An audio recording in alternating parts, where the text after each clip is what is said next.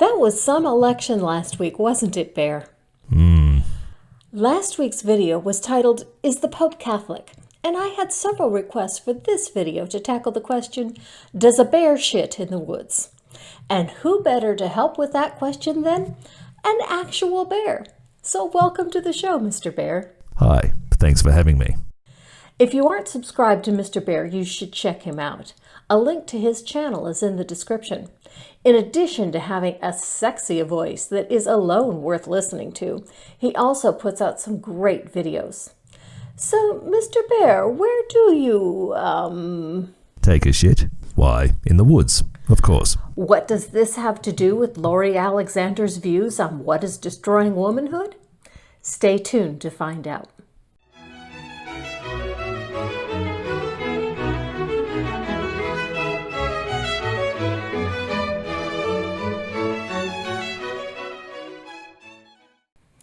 Hello and welcome. This is part 2 of a reaction to Lori Alexander, the transformed wife, on the election and the destruction of womanhood. Last week, we talked about the portion on gay marriage. In part 1, Is the Pope Catholic? Today, we will discuss the destruction of womanhood and Lori's views on abortion. And as we do that, we will also settle the age-old question, does a bear shit in the woods?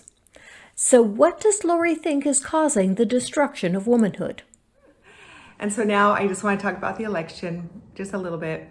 Yeah, we're voting for Trump and Pence. Catholic Biden doesn't believe in the sanctity of life, and the three tenets that he says the Catholic faith and the Christian faith are strong in is the sanctity of life. Okay, so you think Trump is more Christian than Biden because Trump believes in the sanctity of life.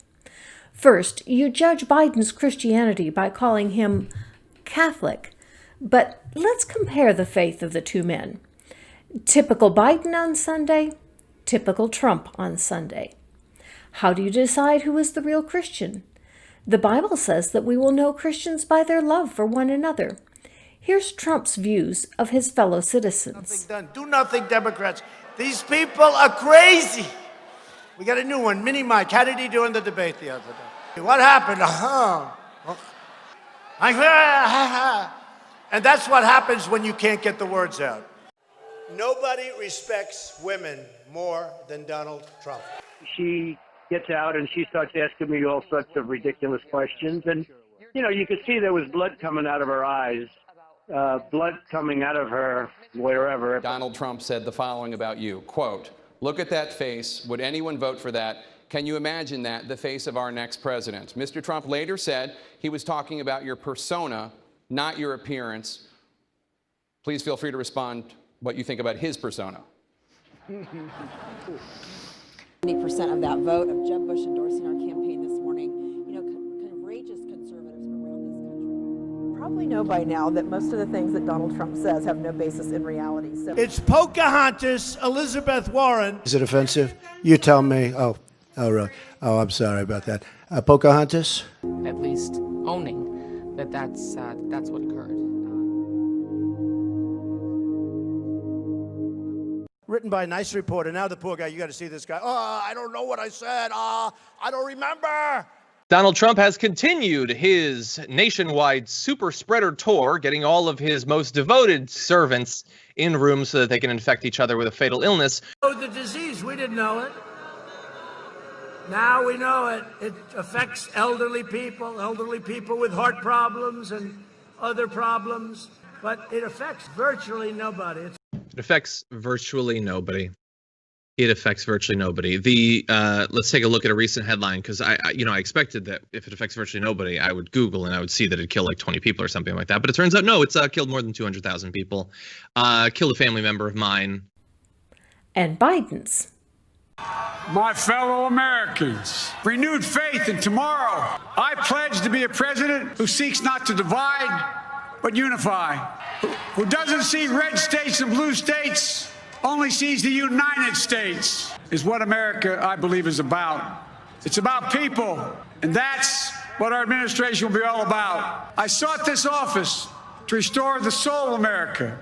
I'm proud of the coalition we put together, the broadest and most diverse coalition in history. Democrats, Republicans, Independents, progressives, moderates, conservatives, young, old, urban, suburban, rural, gay, straight, transgender, white, Latino, Asian, Native American. The African American community stood up again for me. You've always had my back, and I'll have yours. It's time to put away the harsh rhetoric, lower the temperature, listen to each other again. And to make progress, we have to stop treating our opponents as our enemies. They are not our enemies, they are Americans. Is it what they do? Here is how Trump displayed loyalty to the faith, by violently removing people from the Capitol Square in order to pose with the Bible. Does posing with the Bible make you a Christian?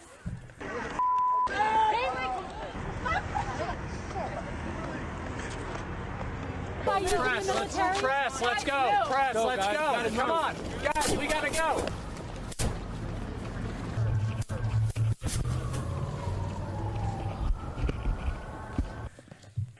Look, I'm a Christian.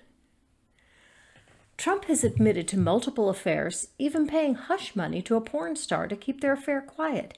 Do these acts tell you that he's a Christian? Is it what they say?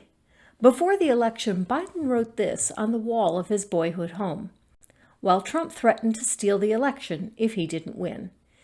Will you commit to making sure that there is a peaceful transferal of power after the election? Well, we're going to have to see what happens. You know that I've been complaining very strongly about the ballots, and the ballots are a disaster. Get rid of the ballots, and we'll have a very peaceful.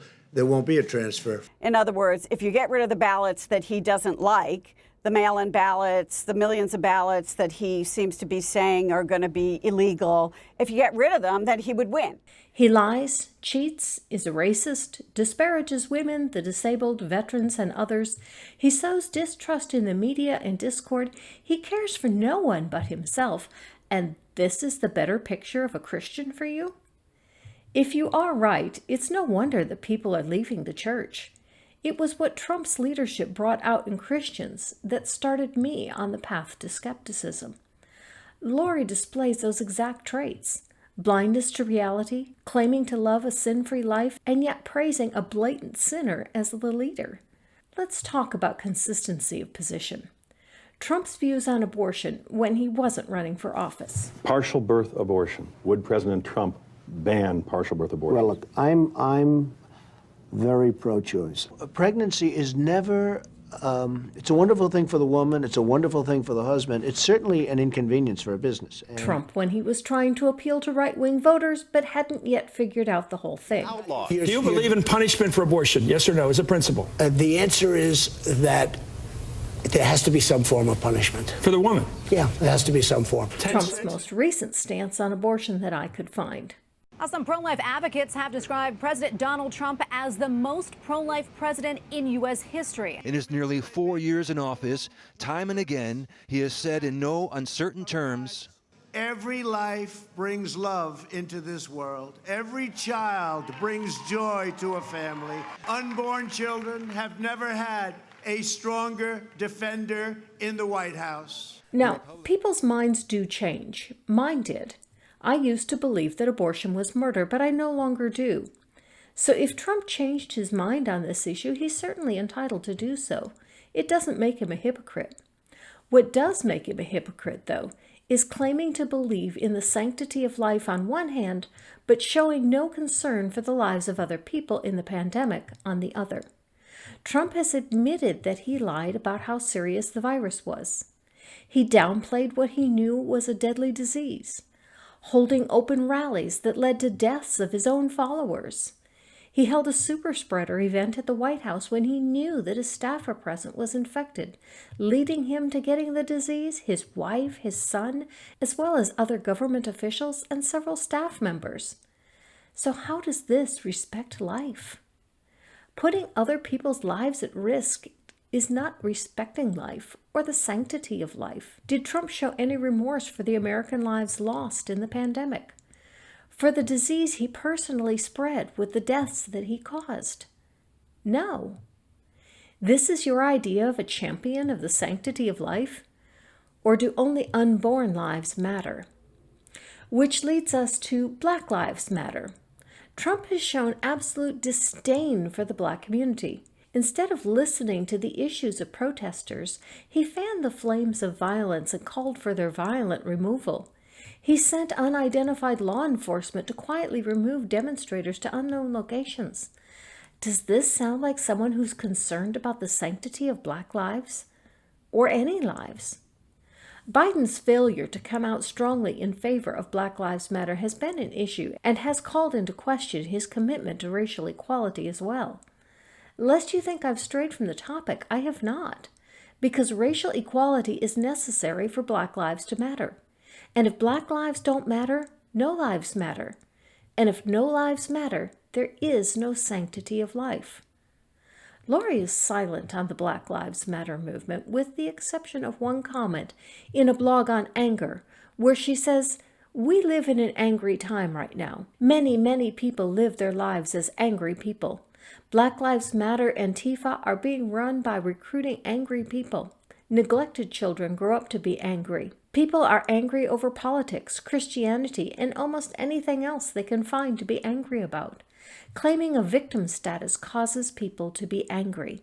She equates Black Lives Matter with Antifa. They are not the same, despite what the right wing has told you, Lori.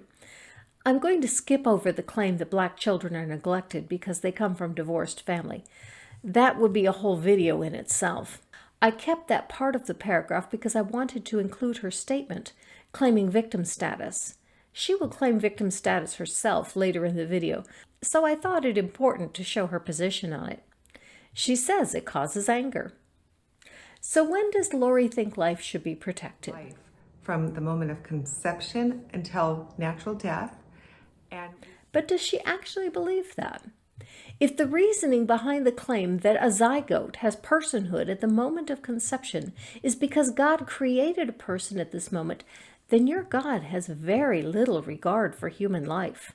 God may decide to give you a baby, and he might decide to give you 20. Clearly, Lori believes that life begins at conception and that God creates that life. But 50 to 80% of all fertilized eggs never implant. They pass from a woman's body without ever forming into a person.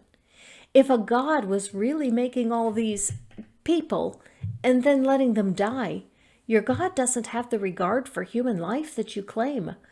Or he keeps getting it wrong and has to try again.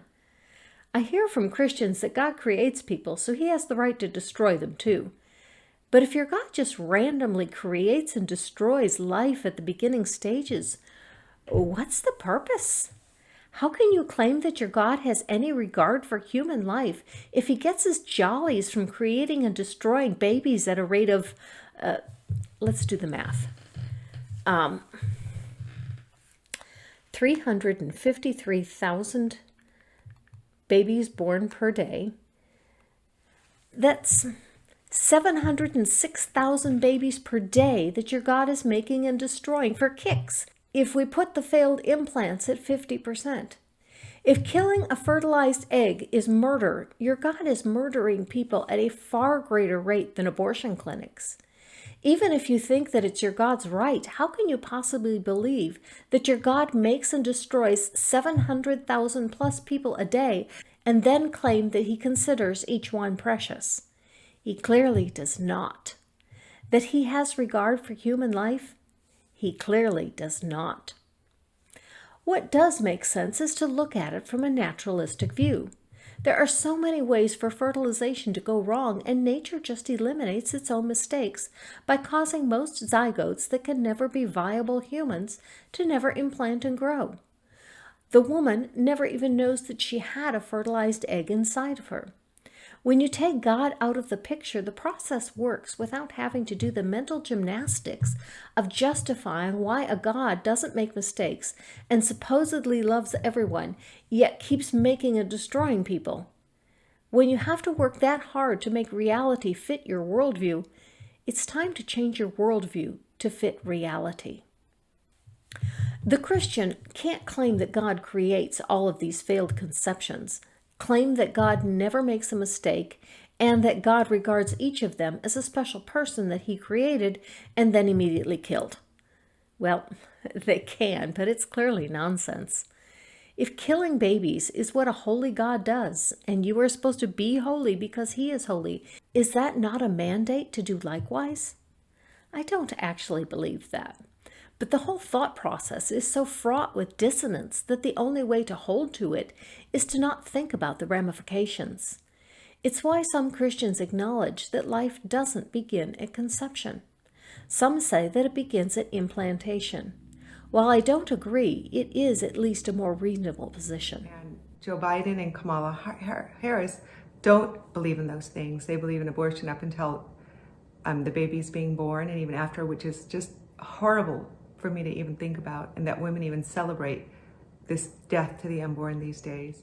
This is factually incorrect. According to Newsweek Fact Check, the Biden-Harris team has never taken a stance on when abortion should no longer be legal. You know who made the claim that they say that abortion should be legal up to birth and after? Trump, on Twitter.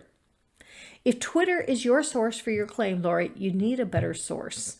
When you consider how much Twitter has to post warnings that Trump's tweets contain misleading or inaccurate information, Trump's tweets are not reliable for determining something as simple as whether or not it rained on the day of his inauguration. There are others that have made this claim as well, like Ted Cruz. So maybe Twitter isn't her source, but regardless of where she got it, it is inaccurate.